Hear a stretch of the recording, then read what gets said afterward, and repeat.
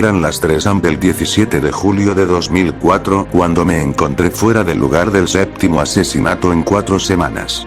Mi compañero Juan McAllister y yo fuimos los primeros en responder a este incidente en particular, los 2 primeros en inspeccionar la carnicería antes de que el equipo forense y el equipo de limpieza llegaran al lugar. Habíamos seguido un retorcido rastro de migas de pan de vidrios rotos, escombros y sangre hasta el dormitorio principal, donde encontramos el cuerpo mutilado del ocupante, partido por la mitad y adornado con sábanas andrajosas y plumas de ganso teñidas de rubí. Su nombre era Sally McMahon. Era una mujer de 74 años que, según sus vecinos, vivía sola y rara vez tenía visitas. No había ninguna razón para que alguien dejara que su perro corriera como un loco por su jardín, y mucho menos que la matara. Sin embargo, aquí estábamos. Habíamos descartado la idea de que fuera un ataque de un animal después de la autopsia de la primera víctima, un granjero local que encontramos hecho pedazos en su cocina saqueada. Inicialmente, lo habíamos atribuido a que era un oso o incluso un lobo particularmente agresivo, pero eso fue antes de que un patólogo forense asustado del hospital local llamara a la oficina del sheriff Alberson para transmitirnos gravemente que las marcas de mordedura encontradas en el cuerpo del granjero eran completamente desconcertantes. Supuestamente, el cadáver estaba cubierto con marcas de dientes humanos y, lo que es más alarmante, marcas de dientes que se consideraron irreconocibles.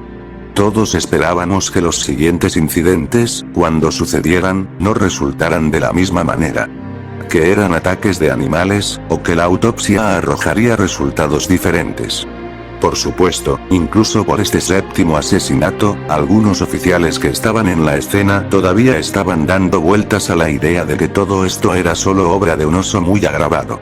Había estado parado fuera de la casa, dando largas y frecuentes jaladas a un cigarrillo y escuchando la charla de los otros oficiales mientras la farola defectuosa sobre mí jugaba un tira y afloja feroz con la noche.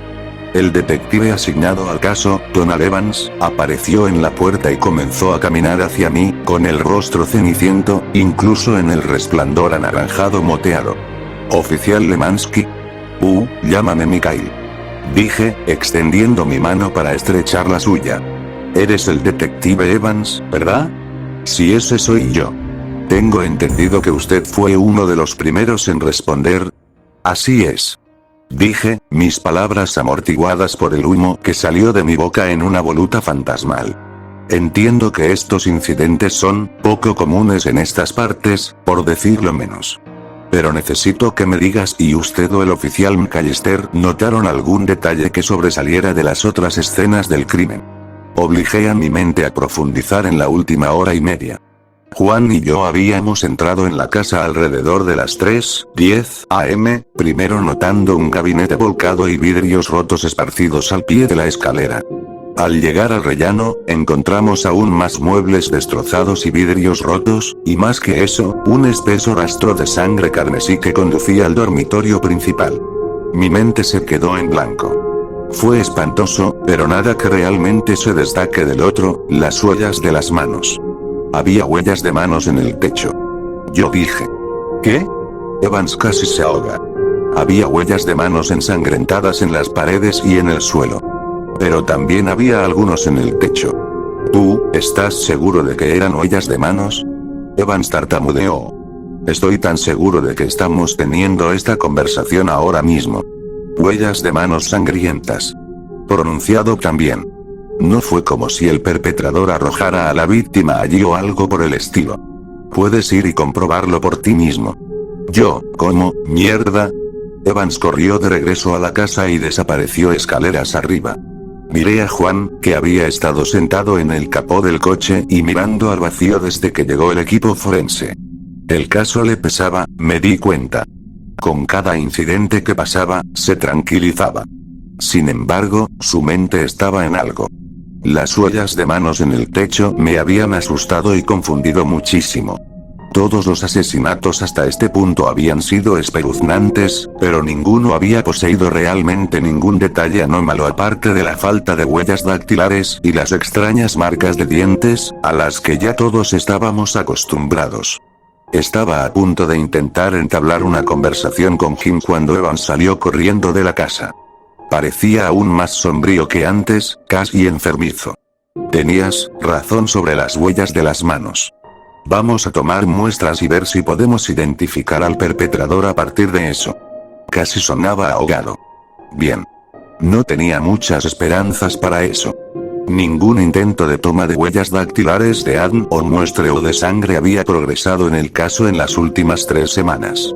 El equipo forense dice que el cadáver está cubierto de marcas de mordiscos. ¿Humano? Probablemente.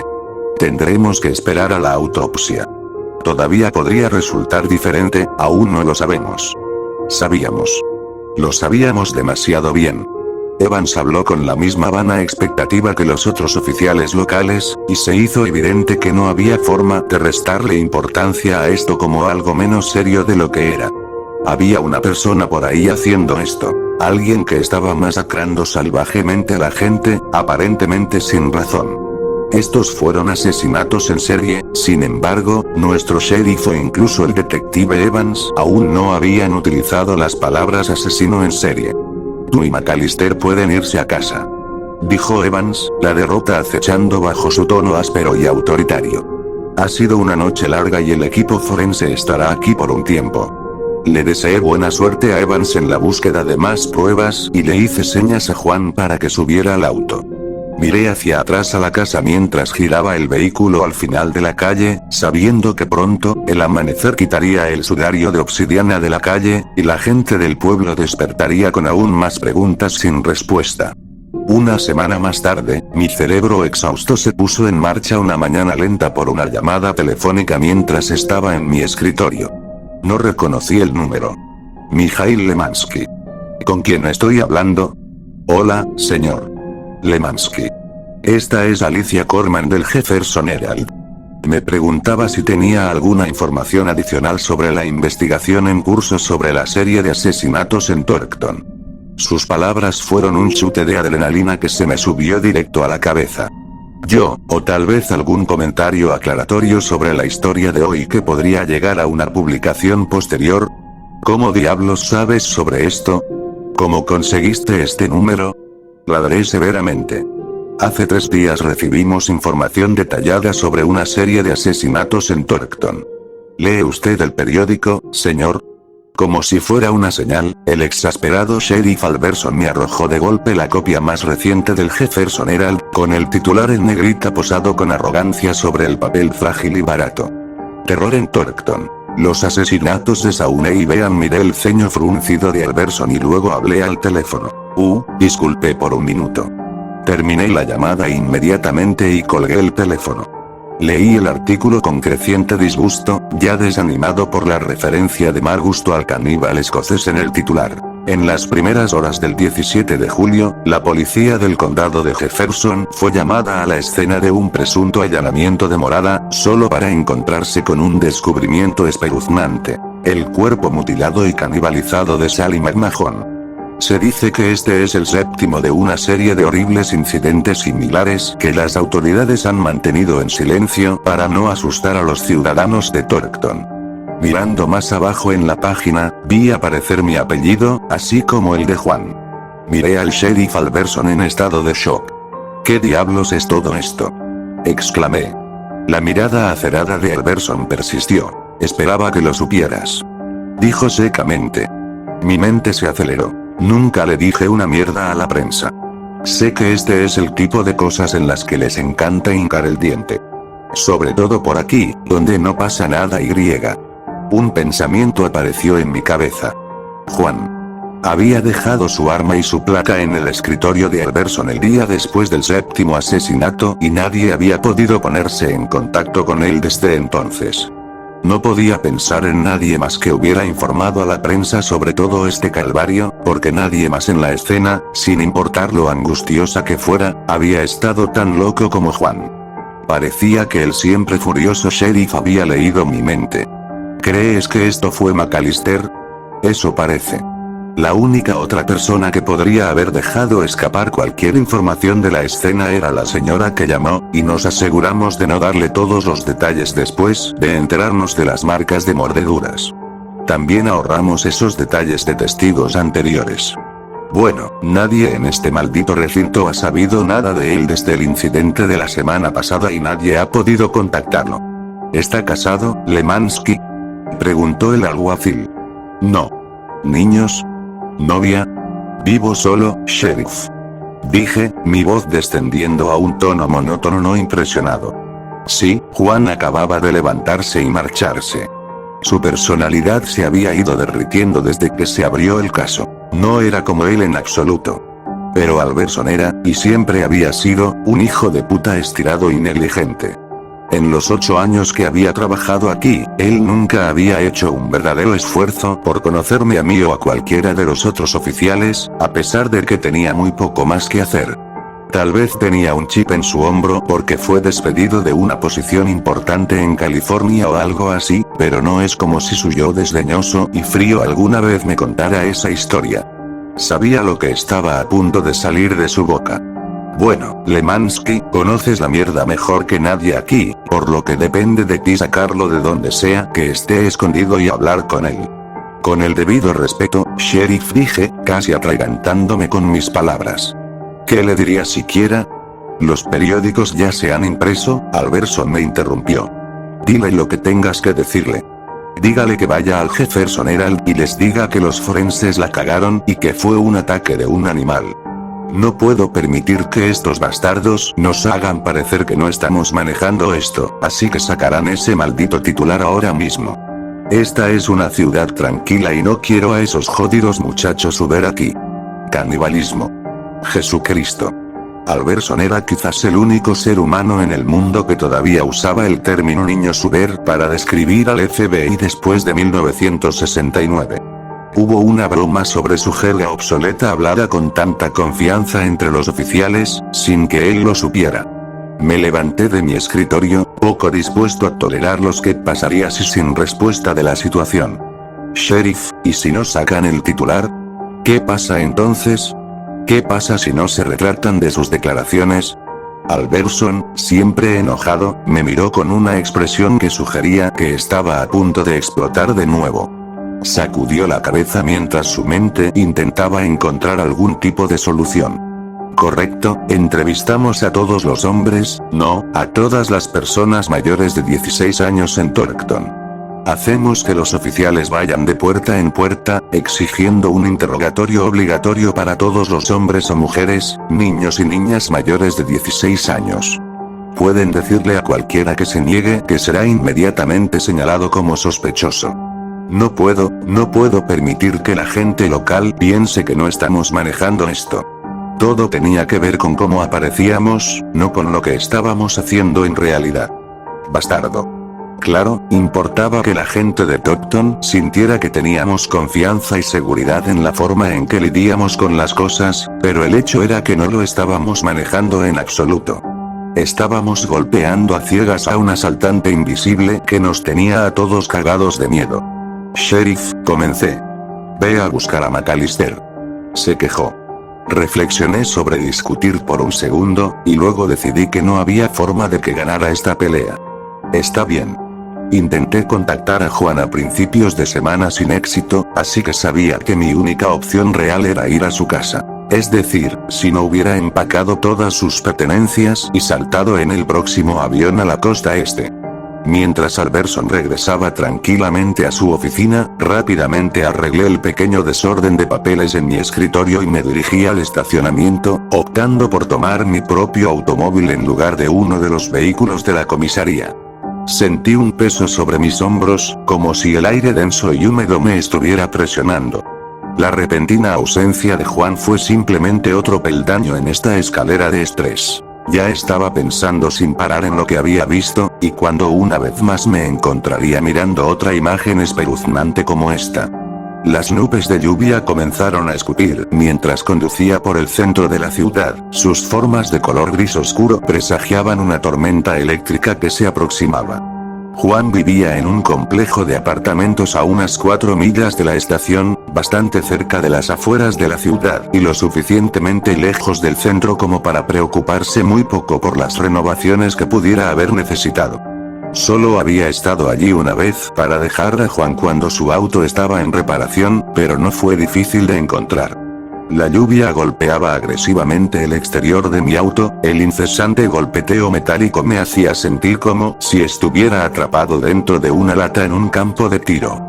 Entré en el estacionamiento y agarré un anorak que se había deslizado del asiento al punto de apoyo en la parte trasera del auto, pensando en qué le diría exactamente a Juan, eso era, por supuesto, si no se hubiera encerrado en su baño.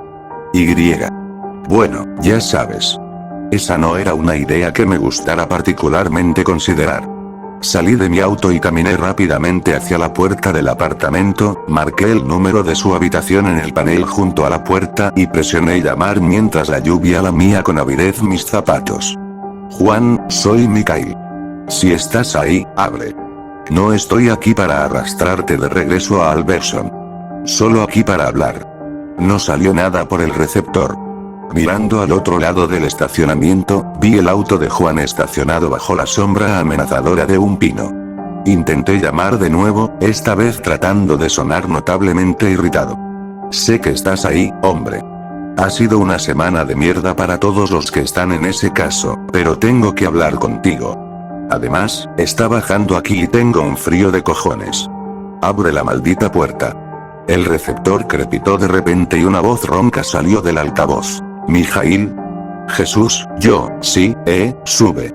Abrí la puerta y no perdí tiempo en preocuparme por el ascensor. Subí corriendo las escaleras hasta el segundo piso y caminé por el pasillo hasta su habitación.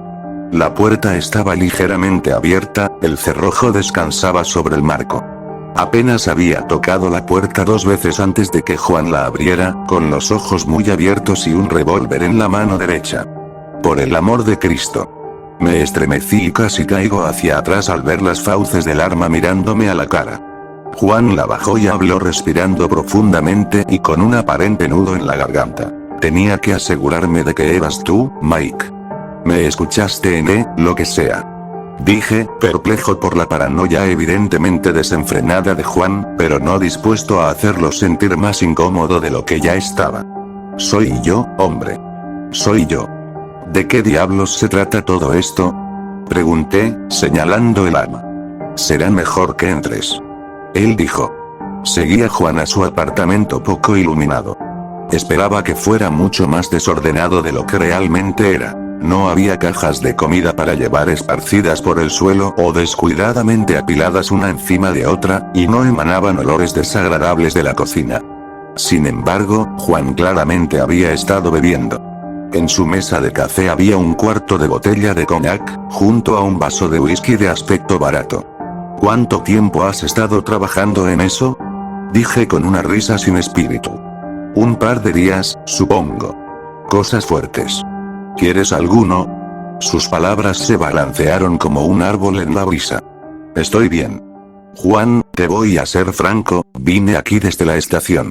Vi el periódico y Alberson necesita que te pongas en contacto con el Jefferson Herald y les digas que tiren de esa cabeza, a la mierda Alberson. Esas no fueron palabras pronunciadas por la voz líquida en su sangre. Eran seguros, firmes y serios. Que se joda Alberson y que se joda su insensible mierda.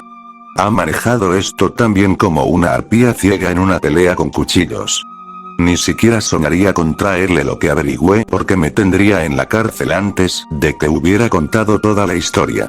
Y créeme, Mike, encontré algunas cosas. Encontré algunas malditas cosas. ¿Qué has descubierto? Pregunté, desconcertado. Vas a pensar que solo soy un imbécil borracho que estalló al ver demasiados órganos internos derramados. Pero aquí eres mi maldito amigo más cercano y confío en que me vas a escuchar. Estoy escuchando. Yo dije. En primer lugar, sí. Le di al Herald esa información, y no hay forma de que haga que saquen la historia. Nadie está a salvo aquí, y necesitan saber qué está pasando para poder tomar todas las precauciones posibles. El asesino no tiene conexiones con ninguna de las víctimas. Cualquiera podría ser la próxima víctima. Espera, ¿crees que sabes quién es el asesino? Me dirigió una mirada acerada y sincera. Mi sangre se heló mientras la incredulidad inundaba mis venas. Juan hablaba completamente en serio. En algún lugar dentro de mi cabeza, la lógica y la fantasía estaban enzarzadas en un duelo feroz, y la fantasía estaba ganando. Juan. Dije con respiraciones nerviosas. ¿Sabes quién es el asesino? Si es así, ¿cómo diablos te enteraste? No soy un detective, Mike. Mierda, apenas soy un oficial de policía. Pero, creo que en realidad podría tener alguna idea. Seguid. Juan se sirvió otra copa poco profunda de coñac. Solía frecuentar un bar en el centro. El Foxhole, ¿lo conoces? Había un guardabosques jubilado que siempre estaba allí los viernes por la noche y tenía un catálogo de historias de su tiempo, y todos nos sentábamos y lo escuchábamos.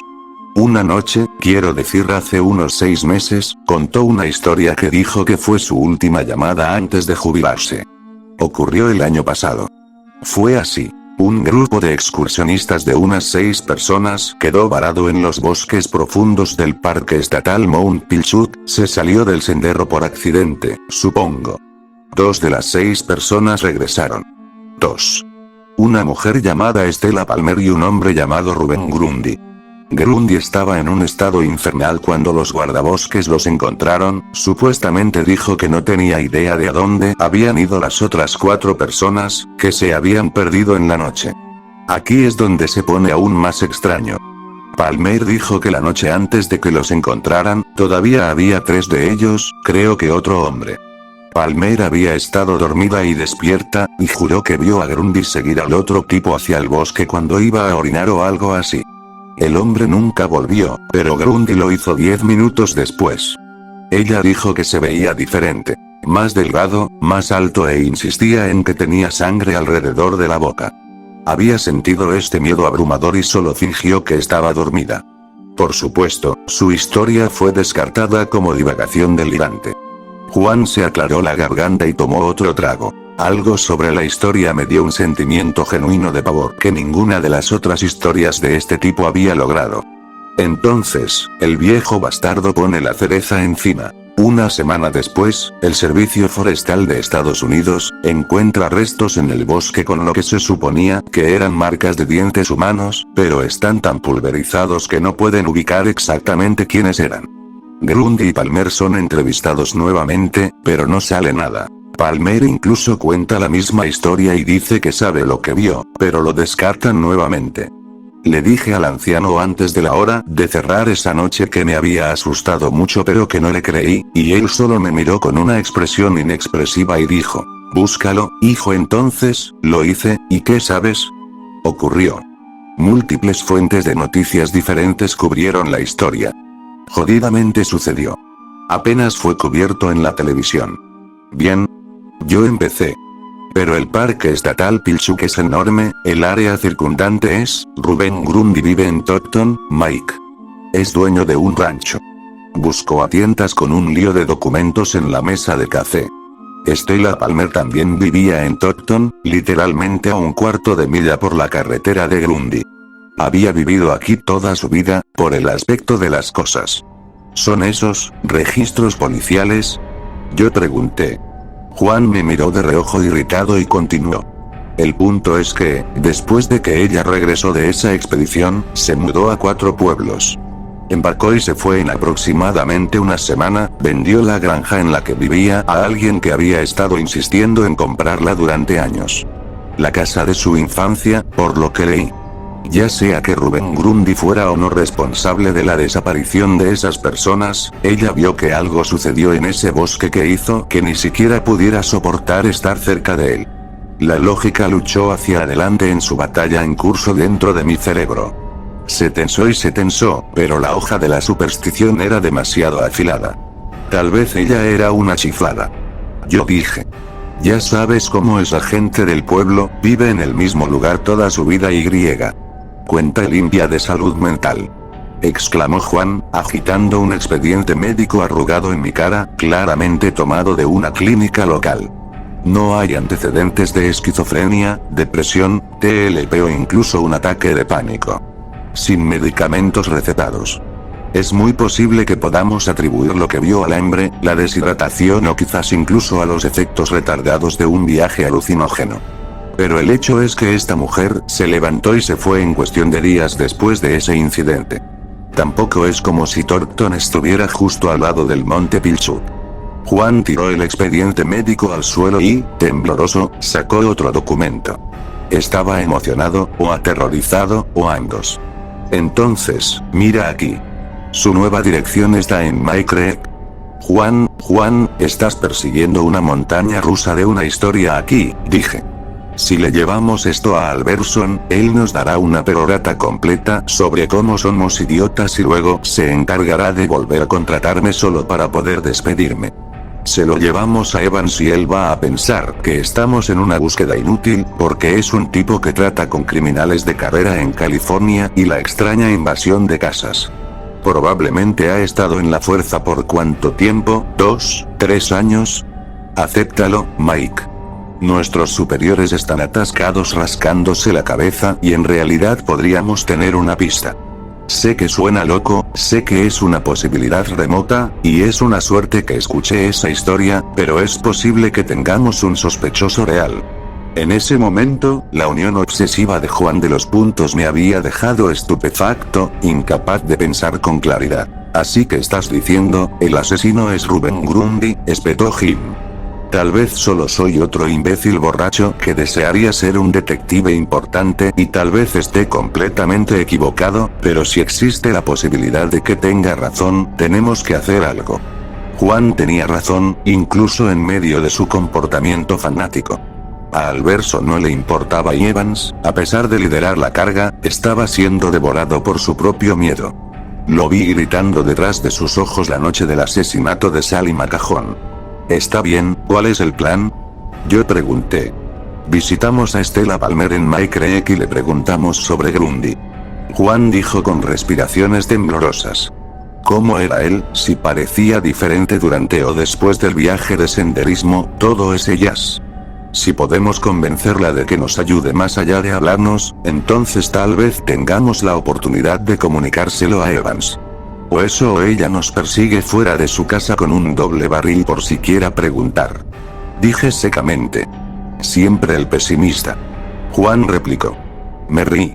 Ponte algo de ropa limpia, sé sobrio y llevemos el trasero a Mike Creek. Juan y yo llegamos a la residencia de Stella Palmer en Mike Creek una hora más tarde, después de haber retrocedido a lo largo de numerosos caminos debido al GPS agotado de mi automóvil. Aparcamos frente a la casa de Palmer. Número 5, Fairbank Street. El lugar no era en absoluto lo que había previsto. Esperaba que nos detuviéramos junto a un césped cubierto de maleza alta y un patio toscamente arreglado que conducía a un porche lúgubre con una puerta mosquitera mugrienta. Tal vez habría habido un letrero martillado en la pared hecho de madera contrachapada, y garabateadas en pintura roja habrían sido las palabras: los intrusos serán fusilados. No se parecía en nada a eso, en todo caso no se diferenciaba de ninguna de las otras casas de apariencia idílica en Mike Creek. El césped era un saludable estallido de verde, cada brizna de hierba aparentemente recortada exactamente del mismo tamaño. Juan se apartó el pelo de los ojos y abrió la puerta del coche. Bueno, aquí va. O obtenemos nuestras respuestas o nos cierran la puerta en la cara. Nos acercamos a la puerta, asomándonos por la ventana de la sala, y vimos a una mujer sentada en un sillón reclinable, observando a un niño de no más de 3 años que jugaba en el suelo. Miró hacia arriba cuando Jim tocó el timbre y se puso de pie para salir de la sala de estar, indicándole al niño que se quedara donde estaba. Stella Palmer abrió la puerta, con una sensación de irritación inmediata brillando en sus ojos. Tenía unos 38 años de edad, con el pelo largo, rubio y sucio, que le caía hasta los hombros. Al notar su molestia, comencé a hablar. Señora Palmer, extraño. No estoy casada. Stella dijo. Bien. Señorita Palmer, Juan se hizo cargo. Mi nombre es Juan McAllister y este es Mikhail Lemansky. No es nuestra intención molestarte, pero estamos, policías. Ella chasqueó. Juan estaba visiblemente sorprendido. Lo supuse. ¿De dónde eres? ¿Sultán? No me digas que eres de Seattle. Thornton. Yo dije. Su mirada se estrechó aún más. Tenemos entendido que solías vivir allí. Sí. ¿Qué es para ti? Parecía aún más a la defensiva ahora. Vinimos a preguntar sobre. Juan luchó por ser elocuente innecesariamente, a pesar de que esperaba recibir la frialdad. La irritación de la señorita Palmer alcanzó su punto máximo y comenzó a cerrar la puerta. Se trata de Rubén Grundy. Juan finalmente se las arregló. Se detuvo y miró a través de la rendija entre el marco y la puerta. Su molestia se había disipado y la preocupación inundó sus ojos. «Puedes pasar». Ella finalmente dijo, acompañándonos adentro. El interior de la casa era tan pintoresco como el exterior, la escalera adornada con pinturas de famosas montañas norteamericanas, la cocina limpia y bien organizada. Estela nos condujo a la sala de estar, donde el niño, que supuse que era su hijo, nos miró con esa expresión curiosa y con los ojos muy abiertos que es tan común en los niños pequeños. «Bebé, ve a jugar a tu habitación, ¿de acuerdo?», Estela le dijo al chico. Miró al dinosaurio de plástico con el que estaba jugando, luego a su madre, antes de recoger el juguete y caminar hasta el final del pasillo. Antes de que Juan o yo pudiéramos hablar sobre lo dulce que era su hijo, su expresión preocupada volvió. «No he visto a Rubén en más de un año». Ella dijo. «Cuando me mudé aquí, solía llamar a mi celular 5 veces por semana antes de que cambiara de número. No le dije que me mudaría aquí, por supuesto que no». «¿Qué diablos ha hecho?». «No es lo que ha hecho». Yo dije. «Es lo que creemos que podría haber hecho». «Señorita Palmer», comenzó Juan. «Por favor, es solo Estela», dijo suavemente, pareciendo mucho menos molesta por nuestra presencia de lo que había estado minutos antes. «Estela», dijo Juan. «La situación es esta. Mi amigo y yo tenemos motivos para creer que Rubén Grundy puede estar relacionado con una serie de violentos asesinatos en serie en Torrington. Sin embargo, es poco más que una corazonada y la investigación policial ha sido un completo desastre desde el principio, por lo que necesitamos su ayuda». «Tengo entendido que conociste a Rubén la mayor parte de tu vida». Estela se sentó en la silla reclinable, indicándonos que nos sentáramos en el sofá. «Toda mi vida, sí. Su padre, Scott, era dueño de este rancho en el camino de mi antigua casa, y heredó todo el lugar cuando murió Scott. Estábamos en el mismo grado en la escuela. Siempre fue un tipo inteligente y mundano, sabía mucho sobre la naturaleza y se preocupaba mucho por los animales que criaba en el rancho. Podría nombrar cada maldita planta en el bosque». Ella se rió entre dientes mientras recordaba. «A lo largo de tu infancia, ¿alguna vez te pareció desagradable en algún momento?». Yo pregunté. «No, nunca. Ni una sola vez lo identifiqué como el marginado o el niño raro. Todos en la escuela secundaria amaban a Rubén. Tengo que preguntar sobre el viaje de senderismo», dijo Juan. «4 personas desaparecieron y tú y Rubén fueron los únicos que regresaron. Te mudaste una semana después. ¿Qué diablos pasó?». La voz de Estela tembló mientras hablaba, el miedo se mezclaba con la preocupación en sus ojos. Rubén, se interrumpió, luchando contra los dolorosos recuerdos para forzar las palabras. Rubén cambió en ese viaje. Llevamos una semana y claramente había algo extraño pasando con él. Por lo general, estaría reflexionando sobre coníferas y pumas, pero apenas hablaba y, cuando lo hacía, su forma de hablar era fragmentada y ronca, como si hubiera olvidado su propio idioma nativo. Parecía irritado cuando intentamos hablar con él. No habló mucho, pero cuando lo hizo, dijo, sus palabras se desplomaron en el suelo de nuevo. Me incliné hacia adelante. «¿Qué dijo, Estela?». «Dijo que tenía hambre». Una corriente eléctrica me recorrió la columna vertebral. El silencio resonó en mis oídos como las secuelas de una explosión. Lo oía por la noche. Se sentaba junto al fuego más tiempo que nadie y murmuraba para sí mismo. Decir cosas como «Dios, tengo tanta hambre» con esa voz que nunca había oído salir de él antes. Cuando se hizo evidente que estábamos perdidos, fue cuando la gente empezó a desaparecer. Primero Becca, luego Miguel, luego Ruth y luego Nick, la noche antes de que nos encontraran. Cuando Nick desapareció, vi a Rubén seguirlo al bosque. No escuché nada, pero Rubén volvió más tarde sin él. Se veía diferente. Enfermizo, pálido, flaco, más alta de algún modo. Y yo, juro por Dios que estaba cubierto de sangre. Miré a Juan, que la miraba fijamente. Jesucristo, bastardo borracho. Brillante bastardo borracho. En realidad, podrías estar en algo. Tal vez estaba delirando, tal vez lo estaba. Se veía igual que siempre al día siguiente, cuando los guardaparques nos encontraron. Sin embargo, simplemente no podía quitarme la sensación de que todavía estaba en peligro. Hablaba todavía de esa manera quebrada y ronca. La policía no le prestó atención, lo descartó como los efectos de la deshidratación y descartó mi historia como un espejismo. Me mudé tan pronto como pude cuando llegué a casa. Me quedé con mi mamá en Olimpia por un corto tiempo antes de encontrar un lugar aquí en Mycree. Como dije, tal vez estaba loco. No digo que Rubén Grundy haya matado definitivamente a esa gente, pero estoy seguro de que algo en ese bosque se metió dentro de él y se convirtió en un hogar. Y no creo que se haya ido nunca. La intensa concentración de Juan se convirtió en una ligera confusión. ¿Qué quieres decir con algo? Estela esbozó una media sonrisa, como si estuviera avergonzada. No soy de los que creen en los cuentos populares, señor McAllister. Nunca lo he sido, ni siquiera cuando mi viejo intentó matarme de miedo con ellos cuando yo no era mucho mayor que mi hijo. Pero Rubén siempre fue el mismo hasta ese viaje, y cambió tan repentinamente. Llámalo como quieras. Un espíritu, una enfermedad, la llamada de la naturaleza, lo que sea. Algo se apoderó de Rubén. Se lo llevó. No digo que si lo investigas definitivamente encontrarás las respuestas que buscas. Pero tal vez quieras intentarlo. Al notar que Estela estaba al borde de las lágrimas, agarré el brazo de Juan y dije, muchas gracias por tu ayuda. Probablemente deberíamos irnos y dejarte en paz. Estela, dijo Juan tentativamente. Supongo que no podríamos convencerte de que vengas con nosotros, ¿no? Ella intervino. No puedo volver a ver a Rubén nunca más, no después de lo que vi en esos bosques. Él no sabe dónde vivo, pero sigo cerrando todas las puertas y ventanas por la noche, sigo viendo las imágenes de la cámara de seguridad todas las mañanas. A veces pienso que, si lo vuelvo a encontrar, algunos fantasmas descansarán, pero algo me dice que esos fantasmas son muy tercos. No puedo ponerme en peligro.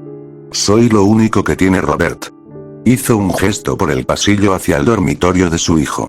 Juan parecía como si estuviera a punto de persistir en su argumento, pero se tranquilizó rápidamente. Gracias por tu tiempo, Estela, sinceramente Juan dijo mientras nos levantábamos y caminábamos hacia la puerta. Vamos a ir a darle una visita a Rubén. Y descubriremos quién está haciendo esto, lo prometo. Gracias. Respondió Estela. Buena suerte. En silencio nos observó caminar por el camino de entrada al auto, con una mirada solemne en sus ojos.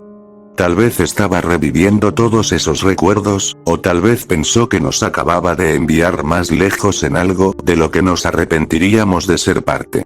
Miré hacia la casa por última vez mientras arrancaba el auto.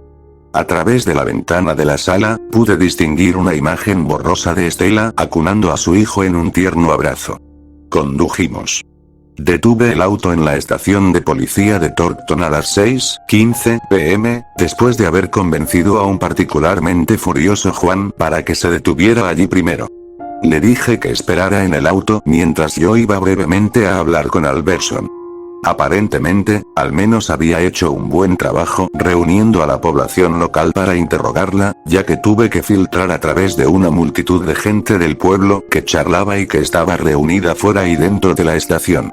Corrí a la oficina de Alberson, llamando fuertemente a la puerta. ¿Quién diablos es? Llegó un grito arenoso y agravado. Abrí la puerta y mi mirada se encontró con la mirada torcida del sheriff Alberson. ¿Dónde diablos has estado, Lemansky? ¿Ha entrevistado a un hombre llamado Rubén Grundy? Pregunté, ignorándolo. «Oms», dijo Alberson. Rubén Grundy. Ranchero del extremo norte de Torkton. Joder, debería saberlo, dijo Alberson, tomando un trago agresivo de su café. El oficial Barnett tiene una lista de verificación. Ve a preguntarle. Ahora, ¿dónde, en el nombre de Dios, has estado? ¿Haces que McAllister retire ese artículo? Cerré su puerta de golpe y corrí a la recepción, donde encontré a la oficial Barnett ocupada con una hoja de cálculo de Excel. casi chocó con el escritorio, sorprendiéndola. Eve, dije, dejando escapar un largo suspiro. ¿Ya entrevistaste a un hombre llamado Rubén Grundy? Visiblemente confundida por mi urgencia, sacó los registros y los examinó durante unos 10 segundos. Parece que lo tuvimos hace un par de horas. Lo absolvimos, no está como sospechoso. Cristo, ¿dónde está el detective Evans? Monroe dijo distraídamente. Algo salió de otro caso y se fue a las pocas horas. ¿Cuánto tiempo tuviste a Grundy en la sala de entrevistas? Mis palabras ardían con insistencia. 5 minutos, dentro y fuera. Respondió Barnett. Tienes que estar jodidamente bromeando. Ni siquiera le preguntaron sobre el viaje de senderismo. Gracias. Salí corriendo de la estación, sintiendo los ojos desconcertados de la gente del pueblo clavados en mí. Juan estaba esperando con anticipación, estirando el cuello mientras yo corría hacia el auto. Abrí la puerta y entré. Eliminaron al bastardo hace 2 horas. Evans está en Monroe. Nos dirigimos a casa de Grundy. Vamos. Dijo Juan. Su tono estaba plagado de nervios. Claramente había esperado que llegara a esto, pero ahora la realidad se estaba hundiendo. El miedo se formó debajo de mi descarga de adrenalina. El sol comenzó a hundirse exhausto debajo de la montaña distante mientras acelerábamos a través de Topton, pintando un contorno carmesí en las nubes restantes. El hedor del pavor comenzó a colarse a través de la ventanilla rota del lado del pasajero con cada centímetro que el sol retrocedía. Empecé a desear que me llevara más tiempo llegar al rancho de Grundy. Cualquier cosa para evitar el terrible presentimiento. Entonces, Evans fue a Monroe. ¿Para qué? Preguntó Juan, obviamente desesperado por romper el silencio. Barnett dijo que era otro caso. Si eso es mentira o no, no lo sé y no me importa. Está cagado de miedo y no está aquí, lo que lo hace inútil. Respondí. ¿Qué pasa con Albertson? Él ni siquiera estaba haciendo nada más que introducir a los entrevistados. Solo me preguntó si el Herald había sido convencido o no para sacar la primera plana. Estamos solos, Juan. Mientras decía eso, la hilera de edificios en North Avenue desapareció y el rancho de Grundy apareció a la vista, a menos de un cuarto de milla por la carretera desde donde estábamos. Pude ver una casa de un piso de aspecto modesto y bien cuidada que se encontraba en la cabecera de 2, tal vez 3 acres de tierra en expansión que supuse que pertenecía a Grundy, ya que en toda la pradera había ganado pastando, y detrás de la casa era un granero, elevándose orgullosamente sobre la pequeña morada en toda su gloria rústica. Haciendo todo lo posible por recomponernos, Juan y yo estacionamos el automóvil al final del camino de grava, preparándonos para lo que, con suerte, sería nuestra última visita del día. Caminamos hasta el frente de la casa, la inquietud colgando como un gancho de carne en la brisa de verano que de otro modo sería calmante. Llamé a la puerta mosquitera y entrecerré los ojos a través del cristal. Desde el final del pasillo emergió un hombre, de unos 2,5 metros. Hizo un trote lento hacia la puerta mosquitera y la abrió con entusiasmo. Estaba tan bronceado como cabría esperar de un ranchero, vestido con vaqueros andrajosos y una camiseta polo, y parecía tener 30 y tantos años. Tenía cabello castaño ralo que sobresalía en mechones por debajo de una gorra de béisbol que no le quedaba bien, y una barba sutilmente de color castaño rojizo. Dio una sonrisa, sus ojos brillando un poco. ¿Puedo ayudarlos, muchachos?, preguntó, su voz una canción alegre y grave. Fui expulsado por un segundo. Esperaba ver a un hombre curtido y desnutrido cubriendo su rostro con un sombrero de ala ancha. Esperaba un chirrido inhumano. Esperaba que nos dijera que lo dejáramos en paz. Juan saltó. Mi nombre es Oz, detective Cal Mariano, y este es el detective Dave Crowley. Estamos aquí por el interrogatorio de los residentes de Thornton en toda la ciudad. Grundy rió entre dientes nerviosamente, su frente se arrugó. Oh, cierto, debe haber habido algún error. La policía ya me entrevistó hace unas horas. Entendemos, señor, y lamentamos mucho molestarlo. Dije, uniéndome a Juan en el papel del detective Crowley. ¿Ves?, dijo Juan. Es una gran operación, y el departamento de policía de Thornton está desbordado, como puedes imaginar. Desafortunadamente, se perdieron un par de preguntas vitales al entrevistar a algunas personas, y nos enviaron para obtener detalles adicionales. Oh cierto, por supuesto. Grundy dijo, su expresión suavizándose un poco. Por todos los medios, entra. Juan y yo salimos al pasillo mientras Grundy cerraba la puerta. En el interior, la temperatura era fresca, pero un olor desagradable flotaba en el aire. Escuché la puerta cerrarse detrás de nosotros. ¿La puerta había estado cerrada antes? No podía recordar. Espero que me perdonen por el olor, muchachos. Él rió. Ahora mismo tenemos una plaga de ratas, y esos bastardos siguen muriendo en las paredes y debajo de las tablas del suelo. Trato de mantener alejado el hedor lo mejor que puedo hasta que puedo desenterrarlos. Justo, hombre. Dije, siguiendo su conversación.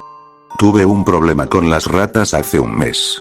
Grundy nos llevó a su cocina, que parecía ser la habitación más grande e impresionante de la pequeña casa, con una gran encimera de granito que ocupaba toda su longitud y una cocina de última generación en el medio. En el mostrador había una gran pila de carne cruda. Cristo. Comenté. ¿Eso es todo de tu ganado? Sí, señor. Grundy exclamó con orgullo. Todo de origen local en este mismo rancho. A las carnicerías del centro les encantan estas cosas. Yo apostaré. Yo dije. Ahora, señor Grundy, ¿le importa si el detective Mariano y yo le hacemos algunas preguntas? No debería llevar mucho tiempo. Seguro. Toma asiento. Grundy dijo, señalando la mesa de la cocina. Se apoyó contra el mostrador, dirigiendo su atención a la pila de carne. Todavía no había pedido ver nuestras insignias. Estoy escuchando, muchachos. Hablen. La estación de Thornton registra su entrevista en unos 5 minutos, ¿correcto? Yo pregunté. Sí, entra y sale muy rápido. Creo que me descartaron porque bueno, no tengo antecedentes y quiero decir, mira este lugar. Estoy ocupado todo el tiempo, no tengo niños que me ayuden en el rancho. Grundy respondió.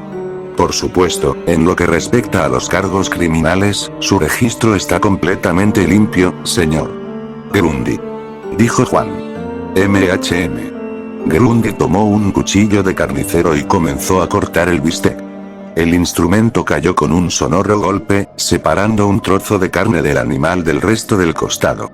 Supongo que estamos aquí para preguntarte sobre el viaje de senderismo que hiciste en abril de 2003 con un grupo de otras 5 personas. Yo dije. Grundy exhaló con fuerza como si estuviera suspirando, sin embargo, no se dio la vuelta ni dejó de hacer lo que estaba haciendo. El cuchillo volvió a bajar. Más fuerte esta vez. Oh, por supuesto. Yo mismo estaba un poco sorprendido de que no preguntaran. Bueno, comencemos con una pregunta general. Comencé. ¿Qué pasó? ¿Cuál es tu historia? Me perdí en el 6º día del viaje. Teníamos la intención de que fuera un viaje largo de todos modos, pero terminamos pasándolo muy mal para encontrar el pie del monte Pilsud y nos perdimos en el bosque sin tener idea de en qué dirección se suponía que debíamos ir. Becca desapareció la primera noche que nos perdimos. Hizo una pausa, cayendo en un abismo evocador por un momento. ¿Y conocías bien a Becca? Preguntó Juan. La conozco desde la escuela secundaria. Íbamos a casarnos este año. Había dolor en su voz. Este no es nuestro hombre. Mierda. Este no es nuestro hombre. Lo lamento. Yo dije. Eso debe haber sido diferente, fui interrumpido por el sonido sorprendente del cuchillo haciendo contacto con la tabla de cortar, cortando limpiamente otro trozo de carne. Mucho más fuerte que antes. Sí.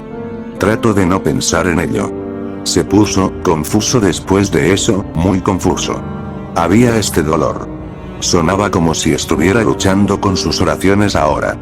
¿Dolor? Yo pregunté. Comenzó en mi cabeza. Nublaron mi visión. ¿Cuánto tiempo duró el dolor? Preguntó Juan. La corriente eléctrica que había sentido en la sala de estar de Estela volvió a cobrar vida. Esta vez fue como una cuchilla, rozando mi columna con dientes aserrados. Pensé que me había acostumbrado al hedor de los roedores muertos, pero sabía a qué olía. Esto era algo diferente. Algo que llevaba un olor mucho más amargo. Espero que me perdonen por el olor. 2 días. Extiende a mis manos y pies. Me sentí entumecido después de eso. Y luego, supongo que me sentí bien. Grundy dijo, su voz asumiendo una extraña cualidad chirriante. Volvió a bajar el cuchillo, el ruido sordo abrasivo acompañado por el sonido húmedo de carne desgarrada. Grundy se dio la vuelta para mirarnos. Parecía más pálido que antes, su postura ligeramente torcida. El brillo en sus ojos se había ido. ¿Qué recuerdas de la desaparición de Nick, la noche antes de que te rescataran? Pregunté. Hizo una pausa y dejó el cuchillo en el suelo. ¿Me había desmayado? Sus pómulos ahora parecían hundidos. Sus ojos eran aún más oscuros. Sus dedos eran extrañamente largos y delgados. Un silencio espeluznante bailó con la tensión que había nublado la cocina. Eran solo animales, al principio. Su voz era una escofina enfermiza. ¿Qué? Cuando volví del viaje. Eran solo animales. Coyotes, pumas, perritos de las praderas. Nada de mi propio ganado. ¿De qué diablos estás hablando? Mi boca estaba seca. El olor punzante de la descomposición no podía ser ignorado. Eran solo animales hasta que volvió el sentimiento. Había algo en esos bosques, muchachos. Algo que me llamó. Algo que no me dejaría morir. Algo que me dijo, la voz de Grundy ya no era áspera. Sonaba como un gemido fantasmal, como si su voz estuviera envuelta en un violento vendaval. Sus ojos eran pozos negros y fríos. Sus dientes eran anormalmente largos, formando dagas amarillas en su boca y obligando a su rostro a mostrar una sonrisa burlona. Jim se puso de pie, retrocediendo. Le dijo que, señor Grundy. Algo que me dijo que comiera. Grundy finalmente dijo. A pesar de su tono antinatural, su voz era algo fría, de hecho. Maté a la gente en ese viaje de senderismo. Los conocí a todos, los maté y comí su carne. Grundy dijo. ¡Ay, Dios mío! ¡Oh, mi maldito Dios! Estela tenía razón. No había una solución lógica a lo que parecía una corazonada loca. Éramos dos idiotas, por encima de nuestras cabezas. ¿Por qué? ¿Qué? Juan apenas podía hablar.